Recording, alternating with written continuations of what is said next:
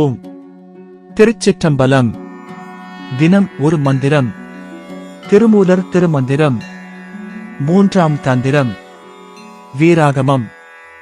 மந்திரம் 50. தொகுதி 9. சமாதி. பாடல் 607. மூலத்து மேலது முச்சதுரத்தது.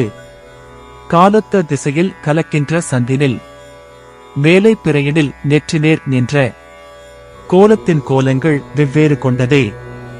விளக்கம். முதுகுத்தண்டின் அடிப்பகுதியில் உள்ள மூலாதார சக்கரம்.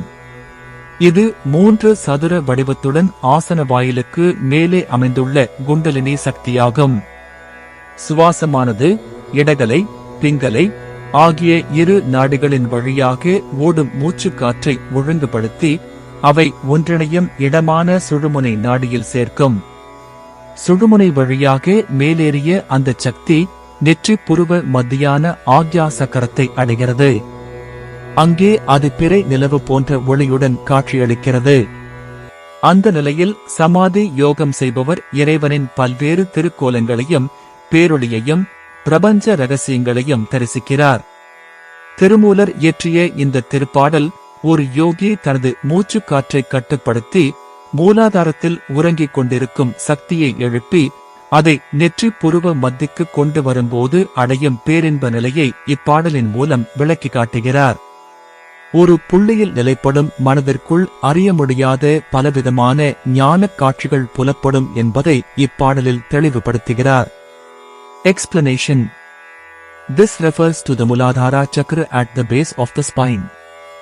This is the Kundalini energy located above the anus in a triple square form. The breath, regulated through the left and right nadis, is united in the Sushumna Nadi where they converge. This energy, rising through the Sushumnae, reaches the Agna chakra between the eyebrows. There it appears with a crescent moon-like radiance. In that state, the practitioner of Samadhi Yoga beholds various divine forms, immense light, and the secrets of the universe.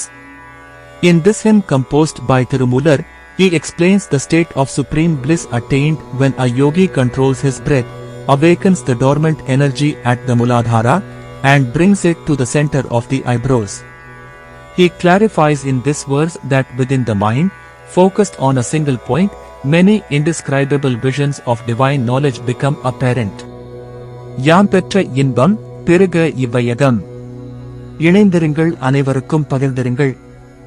Presented by சுப ஸ்ரீனிவாசன். தமிழ் இலக்கிய பாசறை, கோயம்புத்தூர். நன்றி, வணக்கம்.